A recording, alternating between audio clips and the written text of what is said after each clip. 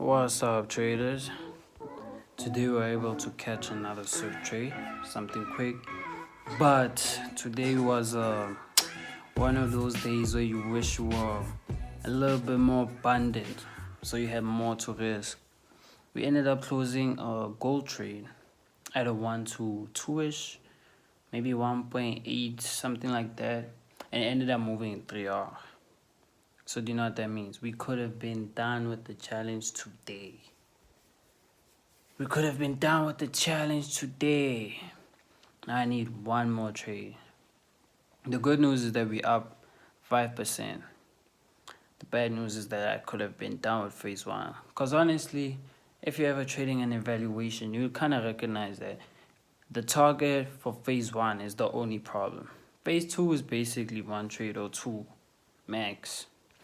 So yeah, guys, I want to break down the gold trade that we took, which is usually the same thing that we take every single day.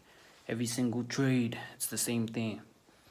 And being on two wins for the week, I doubt that I'm going to be in the market tomorrow, just so I can stay stable, focusing on my psychology, because psychology plays the biggest part. But let's break down the gold trade. So this was the gold trade that we took. Usually the same entry criteria that we use. Waited to break out of our first daily candle and then out of the range, fill in the fair value gap. But this is just the entry model. It's not necessarily the strategy. All the requirements were met. The only downside was that we were still playing around a heavy support level. And this level was the one that was going to tell me if the trade was going to continue.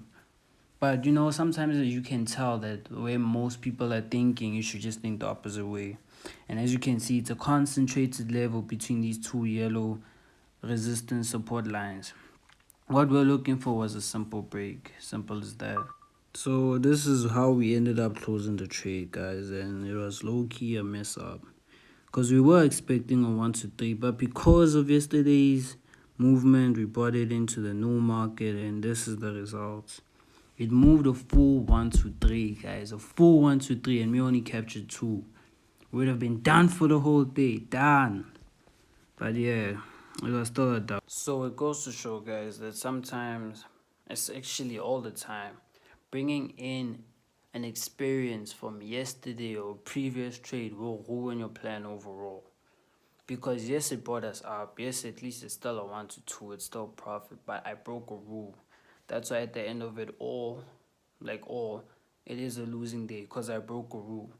I shouldn't have messed with it. I should have just let it hit TP and I would have been done.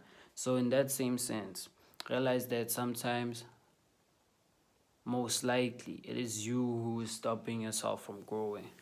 I mean, from the other 4 PROPFIRMs that we got, that was like a learning phase for the strategy and the psychology.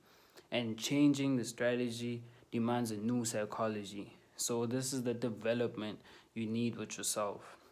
You need to be in tune with yourself so you can find out where the gray areas to work on. Because it's usually just small increments of improvement that help overall create the system. Because it's just you and the markets. No one's gonna tell you how to read the markets. But other than that, that was a trade. We up 5% now at 258, 50 something, or 270 something like that. In general, we just need 130 left. That is one trade. 1 to 2 and we done. So hopefully in the next video when I start posting, I will probably be done with phase 1. Then it's phase 2. Then we can start a new series. Anyway, done for today. 1W.